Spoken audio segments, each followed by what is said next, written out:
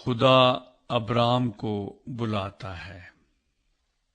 اور خداوند نے ابرام سے کہا کہ تو اپنے وطن اور اپنے ناطے داروں کے بیچ سے اور اپنے باپ کے گھر سے نکل کر اس ملک میں جا جو میں تجھے دکھاؤں گا، اور میں تجھے ایک بڑی قوم بناؤں گا اور برکت دوں گا اور تیرا نام سرفراز کروں گا، سو تو باعث برکت ہو۔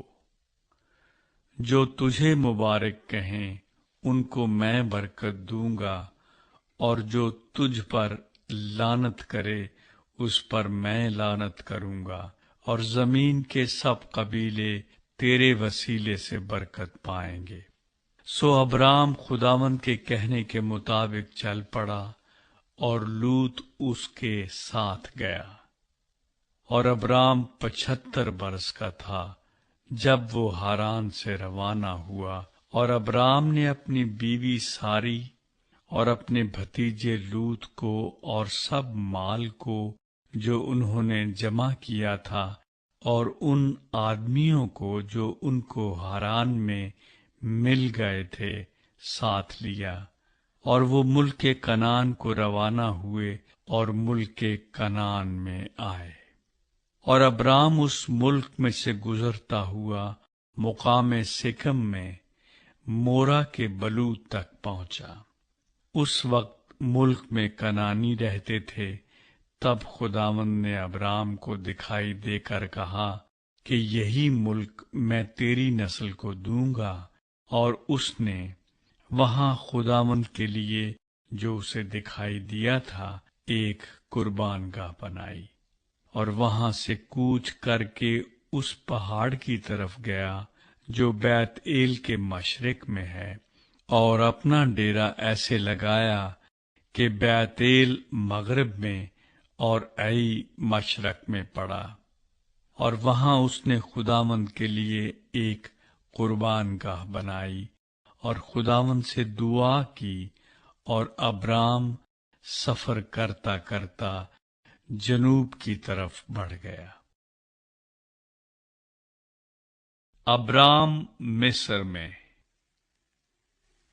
اور اس ملک میں کال پڑا، اور ابرام مصر کو گیا کہ وہاں ٹکا رہے، کیونکہ ملک میں سخت کال تھا۔ اور ایسا ہوا کہ جب وہ مصر میں داخل ہونے کو تھا تو اس نے اپنی بیوی ساری سے کہا کہ دیکھ، میں جانتا ہوں کہ تو دیکھنے میں خوبصورت عورت ہے، اور یوں ہوگا کہ مصری تجھے دیکھ کر کہیں گے یہ اس کی بیوی ہے، سو وہ مجھے تو مار ڈالیں گے مگر تجھے زندہ رکھ لیں گے۔